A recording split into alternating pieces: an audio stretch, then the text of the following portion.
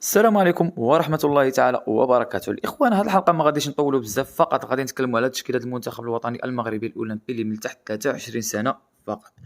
فالإخوان، غدا إن شاء الله عندنا مباراة ضد غينيا مع 9 ديال الليل إن شاء الله بحول الله، ونتمنوا الفوز للمنتخب الوطني المغربي.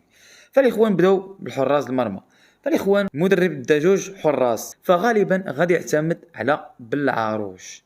فبالعاروش حارس ممتاز، ومؤخرا كنعتمد عليه المدرب ديال الاولمبي في المباريات الوديه ضد موريتانيا وزامبيا، وعطى واحد الاداء اللي هو رهيب جدا وخيالي، واللاعب يقدر يستحق يكون رسمي غدا ان شاء الله، وغالبا 100% وما فيها الشك غادي يكون رسمي.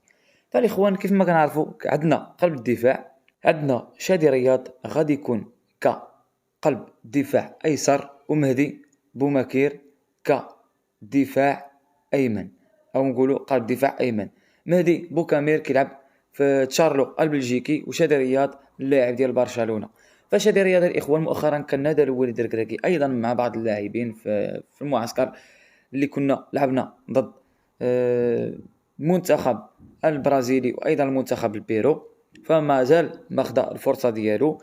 فهذه هي الفرصه اللي تزيد تاكد الوليد الركراكي هذا اللاعب يقدر يستحق يكون ضمن تشكيله المنتخب الوطني المغربي ان شاء الله في المعسكر اللي جاي اللي غيكون في شوتنبير. فالاخوان، غادي ندوزو كظهير الايمن. هذا هو المشكل اللي عند المنتخب المغربي الاولمبي، لان الظهير الايمن نقولوا هذا المدرب ديال الاولمبي كيعول على قلب دفاع ايمن هو اللي غادي يكون كظهير، اللي هو عمر الهلالي اللاعب ديال اسبانيول الاسباني. اما بالنسبه للظهير الايمن الحقيقي فراه كاين، ماشي ما كاينش، لكن المدرب كيخاف يعتمد عليه، اللي هو ايمن كيقول لك مازال لاعب خاصو يكون عنده ممارسه، ومازال خاصو ياخذ تجربه ما اكثر. ونتمنى يكون هذا اللاعب هذا او يستحق يكون هو اللاعب للفريق الوطني المغربي مستقبلا. ولان ايضا حنا خصنا كتعويض لاشرف حكيمي، واخا نقولوا عندنا نصير مزراوي، ولكن من الاحسن يبانوا في المستقبل، لان مازال خاصنا شباب يكونوا كاظهره بزاف. كان الاخوان اللاعب ايوب العمراوي اللاعب ديال نيس الفرنسي اللي هو ظاهر ايسر، اللاعب ممتاز وغادي يعتمد عليه رسمي وغالبا. فالاخوان، انا كنعطي هكا احتمال لي فقط، ماشي راه ضروري غادي يدخل التشكيله، ولكن اغلبيه غادي يدخلهم ان شاء الله غدا وبنفس الطريقه، ويقدر يدخل هاد اللاعبين كاملين اللي غادي نذكر في هذا الفيديو واللي غادي نكمل دابا. فالاخوان، كيف ما كتعرفوا عندنا كارتكاز، عندنا امير ريسارتشون، راني كنت ديجا ذكرته في الفيديو اللي قبل، هو اللاعب العزوزي. هاد الجوج اللي كنا كنشوفوا اللعب ديالهم جيد، مع بالخصوص مع الفروق ديالهم. بالنسبه لامير ريسارتشون كيلعب مع لو هافر الفرنسي، فاللاعب ايضا يستحق يكون ضمن التشكيله ديال المنتخب الاولمبي، ونتمناو يعطيو شي نتيجه اللي هي جيده باش وليد الركراكي يقدر ينادي لهم ان شاء الله في المعسكر اللي جاي، وراه كل شيء حدا يديه ان شاء الله، وكل شيء غادي يبان له.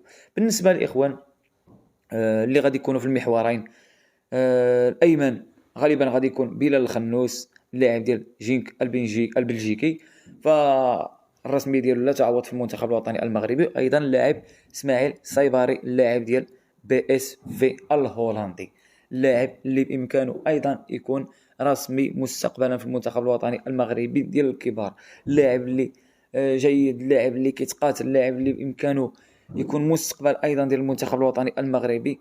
اسماعيل سايباري، وليد الركراكي علاش ما بغاش يعيط له في المعسكر اللي داز؟ ماشي حيت المستوى ديالو ناقص، كان العديد من اللاعبين ما افضل منه كيبانوا ما افضل، داكشي علاش وليد الركراكي عطاهم فرصه. فمؤخرا وليد الركراكي بان له بعض اللاعبين ما عطاوش في المحور اللي كيلعب فيه سايباري يقدر يعتمد عليه مستقبلا. فالاخوان، كيف ما كنعرفوا عندنا الاجنحه غالبا و100% وما فيها الشك غادي يلعب عبد الصمد الزلزولي كجناح ايسر. عبد الصمد الزلزولي اللاعب ايضا اللي يستحق الرسميه ديالو مع المنتخب الاولمبي ومع المنتخب الكبار ايضا ان شاء الله، غادي يكون ايضا هو المستقبل ديالنا، ويكون التعويض ان شاء الله ديال سفيان بوفال.